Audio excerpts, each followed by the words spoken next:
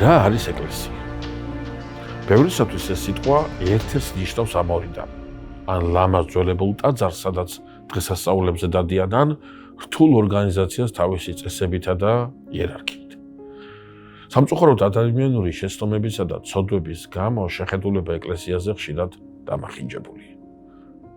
რა არის ეკლესია ყველაზე ღრმა ბიბლიური გაგებით? რატომ არის ის ასე მნიშვნელოვანი ქრისტიანული მსხვერპლობისათვის? მართლმადიდებლობა გვასწავლის, რომ ეკლესია ეს არა უსულო საგანი, არამედ ცოცხალი არსებაა. ის არა უბრალოდ ორგანიზაცია, არამედ ცოცხალი ორგანიზმია, საიდუმლოებით მოწული რეალობაა, რომელსაც ქრისტიანობა ქრისტეს სხეულს უწოდებს. ყველაზე მთავარი ხატი, რომელსაც ბიბლია ეკლესიის აღსაწერად იყენებს, ეს ქრისტეს სხეულია. ეს უბრალოდ ლამაზი მეტაფორა არ გახლავთ. ის სამ უმნიშვნელოვანეს ჭეშმარიტებას გვიხსნის. პირველი გახლავთ ჩვენი ერთიანობა. ქრისტიანები არა უბრალოდ თანამოაზრეთა ჯგუფია, არამედ საიდუმლოებრივად შეერთებული ერთმანეთთან და თავად ქრისტესთან, რომელიც ამ სხეულის თავი გახლავთ. მეორე არის ჩვენი მრავალფეროვნება. როგორც სხეულში არის თვალები, ხელები, ფეხები და თითოეულს თავისი ფუნქცია აქვს, ასევე ეკლესიაში ყოველი ადამიანი უნიკალურია და თავისი ნიჭები აქვს საერთო საქმის აღსასრულებლად. როგორც პავლე მოციქული წერს, ხოლო სხეული ერთი ასო კი არ არის, არამედ მრავალი, რათა არ იყოს განხეთქილება სხეულში, არამედ ყველა ასო ერთმანეთისათვის სრულნავდეს. და მესამე, ეკლესია არის სიცოცხლე.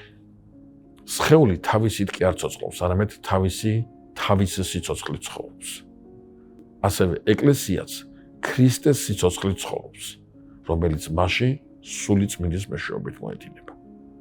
მაგრამ თუ ეკლესია საღვთო ორგანიზმია, მაშინ რატომ არის მასში ამდენი არასრულყოფილი, ცოდვილი ადამიანი? რატომ არის მის ისტორიაში ამდენი შეცდომა და დაცემა? იმიტომ რომ ეკლესია ეს არა წმინდანთა მუზეუმია, არამედ სულიერი საავადმყოფო ასწეულთათვის. ის შეიქმნა არა მათთვის, ვინც თავს მართლად მიიჩნევს, არამედ მათთვის, ვინც აცნობიერებს თავის სულიერ სნეულებას და საღვთო მკურნალთან, ქრისტესთან მოდის განსაკურნებლად. ეკლესიის წევრები არ არიან ისინი, ვინც უკვე მიაღწია სრულყოფილებას, არამედ ისინი, ვინც გზაზე იმყოფება, ვინც ეცემა, დგება და კვლავ წინ მიდის. ეს გაგება ბადებს არა განკითხვას, არამედ სიმდაბლესა და თანაგრძნობას ერთმანეთის მიმართ. როგორც დიდი წმინდა მღვდელმთავარი იოანე ოქროპირი ამბობდა, თუნდაც ცოდვაში ჩავარდე, შედი ეკლესიაში, შეინანე ცოდვა. აქ სამკურნალოა და არა სამჟავრო. აქ დანაშაულისათვის კი არ განიკითხავენ, არამედ ცოდვების მიტევებას იძლევიან. ეკლესია ეს ის ადგილია, სადაც სულის უმძიმესი ჭრილობები შეიძლება ღვთის მადლით განიკურნოს. მაშ რა არის ეკლესიის მისია ამ წუთის სოფელში? ის თავისთვის არ არსებობს. ეკლესიას ღვთის სასופევლის წარმომადგენლობა გახლავთ დედამიწაზე. აი როგორც საელჩოში სხვა ქვეყნის სამართალი და კულტურა მოქმედებს, ასევე ეკლესიაშიც. ჩვენ იქ მოწოდებული ვართ ვიცხოვროთ მომავალი საუკუნეების კანონებით. მტრობით სავსე სამყაროში ეკლესია წარმოდგენილია როგორც შერიგების სივრცე. ეგოიზმით სავსე სამყაროში ეკლესია წარმოდგენილია როგორც მსახურების სივრცე.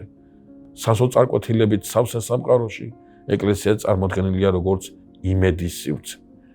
მან უნდა წარმოაჩინოს თუ როგორი იქნება ფერისცვალება გამოვლილი კაცობრიობა.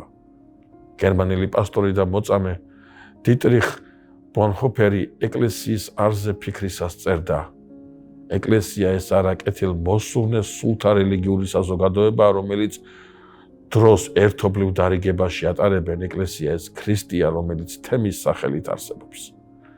იყო ეკლესიაში ეს ნიშნავს ქრისტესთან თანამყოფობდე და ხელშესახები გახადო იგი ამ წუთის სოფელში. ამდენად ეკლესია მართლმადიდებლური გაგებით ეს განუზომლად მეტია, ვიდრე უბრალოდ შენობა ან ორგანიზაცია. ეს ქრისტეს ცოცხალი სხეულია, სადაც ჩვენ შეერთებული ვართ ღმერთთან და ერთმანეთთან.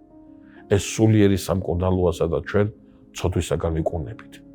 და ეს ღვთის სასופევლის საელჩოა, რომელიც მოწოდებულია გამოუცხადოს წუთის სოფელს მისი მომავალი იმედი.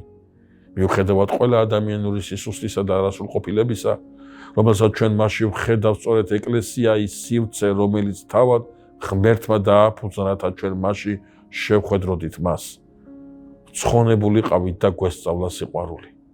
ეს არა უბრალოდ ინსტიტუტია, რომელსაც შეიძლება ეკუთვნოდე, არამედ ოჯახია, სადაც შეიძლება დაბრუნდე.